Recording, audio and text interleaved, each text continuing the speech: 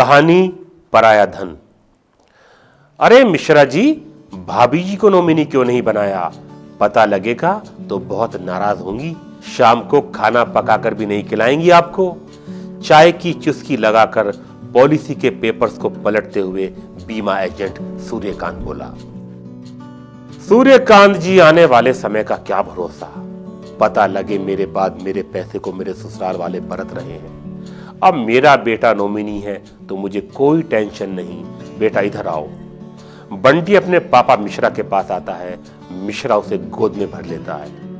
सूर्यकांत जी, जब ये policy mature होगी तो मेरा बेटा उस पैसे को अपने कारोबार में लगाकर अपने काम को आगे बढ़ाएगा।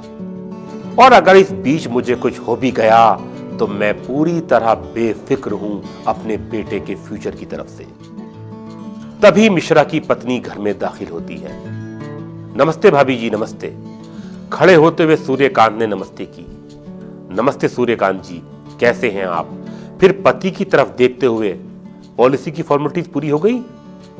मिश्रा खामोश रहा। सूर्यकांत ने जवाब दिया, हां भाभी जी, सब फॉर्मेलिटीज पूरी हो गई। नॉमिनी किस किस को बनाया?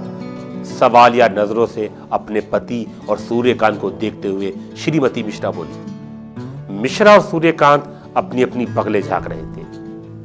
खामोश क्यों हो गए, बताइए ना, सुनीता ने कुछ तेजी से कहा। सूर्यकांत ने मिश्रा की तरफ देखा। मिश्रा जी, आप ही बता दीजिए ना। मिश्रा खड़ा हुआ और पत्नी के पास पहुंचकर उसे समझाने के अंदाज में बोला, अरे परेशान क्यों हो रही हो? किसी अपने रिश्तेदार को नॉमिनी नहीं बनाया है, तुम्हारे लाडले सपूत बंटी को नॉमिनी बनाया है। और पिंकी? सुनीता ने पति की तरफ देखा। क्या पिंकी मेरी लाडली नहीं है? वो बात नहीं, और अगर बंटी का नाम दे ही दिया तो क्या हो गया, है तो हमारा ही बेटा। मिश्रा बोला। पिंकी हमारी औलाद नहीं है क्या? सुनीता बोली। अरे वो बात नहीं सुनीता, मिश्रा बोला। तो फिर पिंकी का नाम क्यों नहीं दिया आपने? श्रीमती मिश्रा बोली। अरे उसका नाम देने ना देने से क्या फायदा, वो तो पराया धन है। कल शादी होकर दूसरे घर चली जाएगी। दूसरे घर चले जाने से क्या उससे हमारा रिश्ता खत्म हो जाएगा? सुनीता गुस्से में चीख पड़ी। बीमा एजेंट सूर्यकांत ने देखा कि मियां बीवी झगड़े पर उतारू हैं। उसने फाइलें उठाई, दोनों को नमस्ते की और वहां से खिसक लिया। सूर्यकांत के जाने के बाद सुनीता ने मिश्रा को खूब खरी खोटी सुनाई। मिश्रा इस कान से सुनता रहा और उस कान से निकालता रहा। इस तरह की एक तरफा लड़ाई ज्यादा देर नहीं चलती और फिर मिश्रा अपनी पत्नी को बहुत चाहता था, इसलिए लड़ाई जल्दी खत्म हो गई। उन दोनों के जुड़वा बच्चे थे पिंकी और बंटी। दोनों एक ही स्कूल में और एक ही क्लास में पढ़ते थे। 2 महीने बाद मिश्रा ऑफिस से आकर शूज उतार रहा था कि दोनों बच्चे बंटी और पिंकी दौड़ते हुए पास आए। पापा पापा 10 रुपीज प्लीज, दोनों बच्चे एक साथ बोले। अरे क्या करोगे 10 रुपीज का? हैंगर पर अपना कोट टांग कर मुस्कुराते हुए मिश्रा बोला। पापा पापा, पास वाले पार्क में एक बड़ा झूला लगा है, हम वहां झूल कर आएंगे। ओके बच्चों, कहकर मिश्रा ने पर्स निकाला।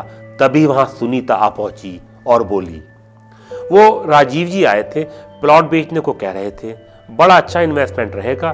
इस वक्त उन्हें पैसों की सख्त जरूरत है, सस्ते में मिल जाएगा। बात सस्ते महंगे की नहीं सुनीता, दोनों बच्चों के हाथों में 10-10 रुपए के नोट देते हुए मिश्रा बोले, मैंने कुछ शेयर्स खरीदे हैं, मेरे पास पैसा बिल्कुल खत्म हो गया, समझो बिल्कुल खाली हो गया हूं पैसे से। उनसे कहो 2-2.5 महीने इंतजार करें। पिंकी बाप की तरफ मासूमियत से देखते हुए बोली, पापा आपके सारे पैसे खत्म हो गए हैं? हाँ बेटी, मेरे सारे पैसे खत्म हो गए हैं, अब मुझे तंग मत करना। मुस्कुराकर सुनीता की तरफ देखते हुए मिश्रा ने जवाब दिया। पिंकी अंदर कमरे में गई और मिट्टी के 2 गोलक उठा लाए। बंटी ने दौड़कर अपना गोलक पिंकी के हाथ से छीन लिया। मेरा गोलक क्यों उठाकर लाई है? बहन को घूरता हुआ बंटी बोला। भैया, पापा के पैसे खत्म हो गए हैं, हम उन्हें देंगे। पिंकी बोली, बेवकूफ, तुझे पता है मैं अपने पैसे किसी को नहीं देता हूं। पापा को तो बिल्कुल नहीं दूंगा, क्योंकि उनके पैसे खत्म हो गए हैं। उनके पास अगर मेरे पैसे गए तो जल्दी से वापस नहीं मिलेंगे। पापा के पैसे खत्म हो गए तो क्या मैं भी पापा की तरह अपने पैसे खत्म कर लूं? कहकर अपनी गोलक छीनकर बंटी अंदर चला गया। अच्छा बंटी, अपने वो 10 रुपए तो पापा को लौटा ही दो जो उन्होंने अभी अभी दिए हैं। देखो उनके पास पैसे खत्म हो गए हैं। भैया, उन्होंने हमें बहुत पैसे दिए हैं। इन पैसों से तो मैं झूला झूल कर आऊंगा, अपनी गोलक अलमारी में रखता हुआ बंटी बोला। दोनों बच्चों की बातें पति पत्नी बड़े ध्यान से सुन रहे थे। पिंकी बाप के पास पहुंची और बोली, पापा लो 10 रुपए आप रख लो, जब आपके पास पैसे आ जाएंगे तब ले लूंगी। मुझे झूला झूलना वैसे भी अच्छा नहीं लगता पापा। पत्थर के बुद्ध बने मिश्रा ने किसी रोबोट की तरह वो 10 रुपए का नोट अपने हाथ में पकड़ लिया। पिंकी ने अपना गोलक फर्श पर मारकर फोड़ डाला, उसकी सभी रेजगारी इकट्ठा की और अपने दोनों छोटे हाथों में भरकर खड़ी हो गई। लो पापा, ये पैसे रख लो। मिश्रा ने फिर किसी रोबोट की तरह वो पैसे हाथों में ले लिए और नीचे बैठकर पिंकी को गले लगा लिया। मिश्रा की आंखों से आंसू बह रहे थे। सामने खड़ी सुनीता मुस्कुरा रही थी, आंसुओं के साथ चेहरे पर गर्व के भाव लिए।